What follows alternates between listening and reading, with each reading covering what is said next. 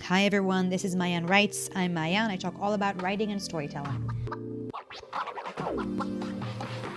Today I'm going to talk about Fleabag and your relationship with the audience. There are going to be spoilers for the first season and the second season, so you've been warned. For those of you who don't know, Fleabag was initially a one-woman show created by Phoebe Waller-Bridge.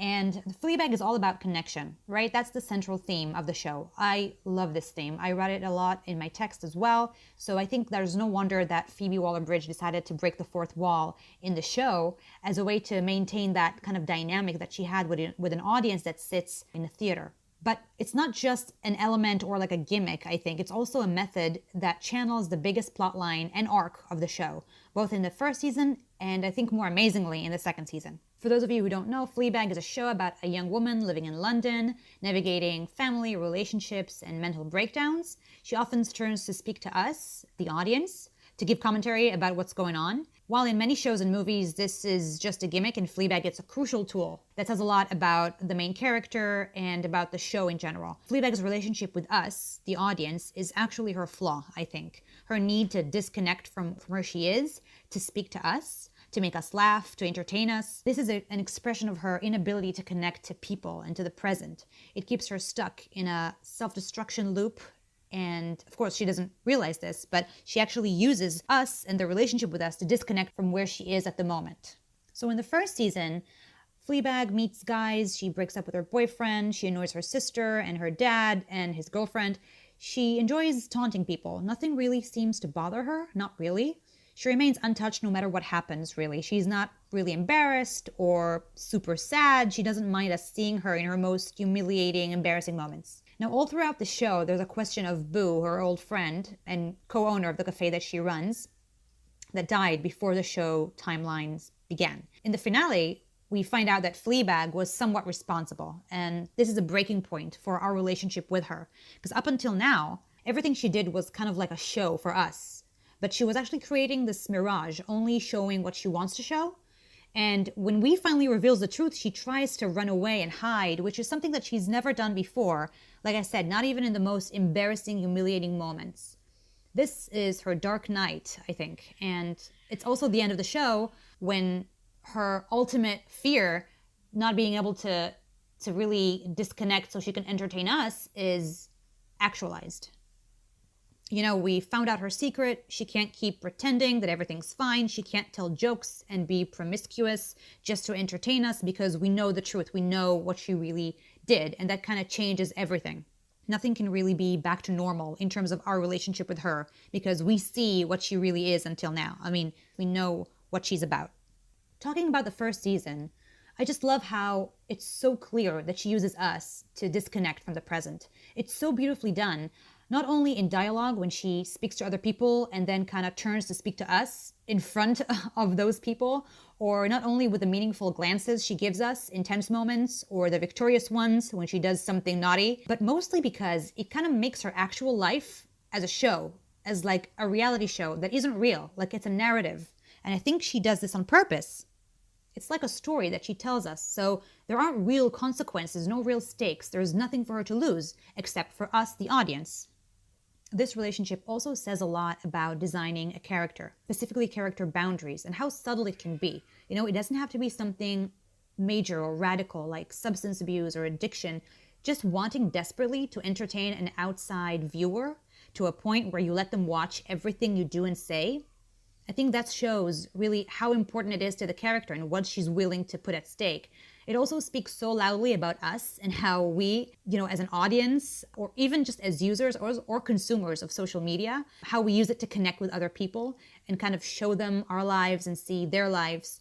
And sometimes we use that to disconnect from what happens in real life. So I think she says a lot about that either, but that's not really my my point. So I'm gonna go back to my main point, which is that this relationship, I think, besides being a super innovative way to narrate a story, also says a lot about the character itself. Now, the second season brings a question of how are we going to move on from the first season's finale? I mean, if Phoebe Waller-Bridge wanted to say something true, about the character, And that kind of ruins the relationship that we had with her that she established throughout the first season. And then in the finale, we kind of like exposed her. How is she going to come back in the second season and kind of like explain it or move on from there? And then she came up with the hot priest. So this is, I think, her solution for this and why she decided to come back to a second season that she wasn't going to initially. So she realized the only way she can show now the main character that we figured her out, the only way to move past it was showing someone else who is figuring her out. That's what eventually helps her complete her arc. So let's start over. In the first episode of the second season, she meets the hot priest. She falls in love with him throughout the season, which is just so obvious because, of course, when she has real feelings for someone, it's someone that she can't really have. And she learns quickly that he's able to see her in ways that others can't. We see that in his ability to see when she is disconnecting from the moment and breaks the fourth wall to look at us and to speak to us. She would be with him, speaking with him, then looking at us, and he would be asking, where are you looking? What are you doing? You just disappeared for a moment. What's going on? And she's like super surprised, and we're super surprised that he can really see it. We kind of don't know how to react, and she doesn't know how to react, and that's just so beautifully done and so authentic, and it's so on theme. So I've never seen this done before, when he notices something that no one else does, especially when it comes to the fourth wall. I think that it's a delightful surprise because it's kind of like looking behind the curtain, like we were in on a secret that no one else was supposed to know, and how now he joins in, so we're all in on this secret, and it kind of gives the show a more immersive dimension. It was technically there before because of, using the fourth wall, but I think it even intensifies in this season. In this specific moment. Now, on another level, this kind of snaps her awake because she realizes someone else is figuring her out. So even if she wants to, she can't keep disconnecting, because if other people let her get away with it, he's not going to do that. He's going to call her out on it because he notices it, and he's important to her. It's not just some random guy from the street. Let's talk about some of the other plot lines in the show. So in the first season, there was her sister, and she had problems with her husband. Fleabag herself also broke up with her boyfriend that was on and off again for a very long time. And she was kind of like taunting with her dad's girlfriend. Now in this season, the dad and the girlfriend are planning to get married. The sister technically goes back to the sleazy husband, but eventually she leaves him and decides to go after her dreams. And she meets the ex-boyfriend, and he's happily married and with a baby. So she's seeing all this progress around her, and she feels completely stuck. And this makes her want to disconnect even more and stay away from people even more. There's an amazing scene in the second season with Christine Scott Thomas, and Fleabag tells Christine Scott Thomas that people suck. To this, Christine answers, people are all we have. And she really pushes her to kind of go out and meet people and be around them and connect. Then later on in the second season, close to the end, there is the confession scene. So she admits to the hot priest that she has no idea what she's doing, how lost and lonely she's feeling. And then they kiss and they spend the night together. And here comes the big thing. So this is the only scene where Fleabag pushes the camera away. And she's never done this before. This shows the starting of the change of the relationship between her and us. This also shows the change of the character herself. Finally, there's something she wants to keep private that she doesn't want us to see. Connecting to the moment is more important than entertaining us. I thought that was so brilliant. Again, on so many levels, the relationship with us, the audience, and the character arc. In the end of the second season, Priest goes back to the abstinence way of life and basically breaks up with her. In the final scene, she tells him, I love you, to which he replies, it'll pass. Which, by the way, I thought surpassed Star Wars I love you, I know exchange, and that's a hard one to beat. Then he leaves, and she starts to walk away. And then we, meaning the camera, naturally, starts following her, and then she turns to us, and she nods, as if to say, you're not following me anymore, this journey has come to an end. This relationship of disconnecting for the purpose of entertaining an outside viewer, or just for the purpose of disconnecting, is done.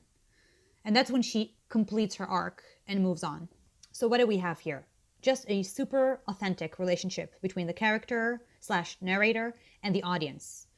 A relationship that doesn't change for just any reason. There has to be a solid reason for that change. Also a visual and a narration tool that isn't just cool and immersive, but also is a channel to show arc and transformation. Lastly, it shows innovation in the ways that you give and hide information in a way that is fair and yet intriguing. I think we kind of tend to forget that when we're writing something, there inevitably forms a relationship between us and the person on the other side that consumes the text. And it's easy to, I think, disregard it, but there is a sort of relationship, and with that relationship comes a commitment to tell a right story, to hide information only if there's a reason to hide it, and then to hide it in a way that is smart, not just for the sake of hiding it. And then there are certain rules that you have to follow, just like a regular relationship, I think. And I think this example is so meaningful, and it kind of makes me think, how do I write in a way that speaks to my readers, and what do they understand from me as a narrator, and do they feel like they can trust me? Do they feel like I can take them on that journey and I will lead them towards the end and it will be worth the while? So that's it for today. I hope you enjoyed it. You can reach out to me for any comments or questions. Have a good day. In the meantime, happy writing.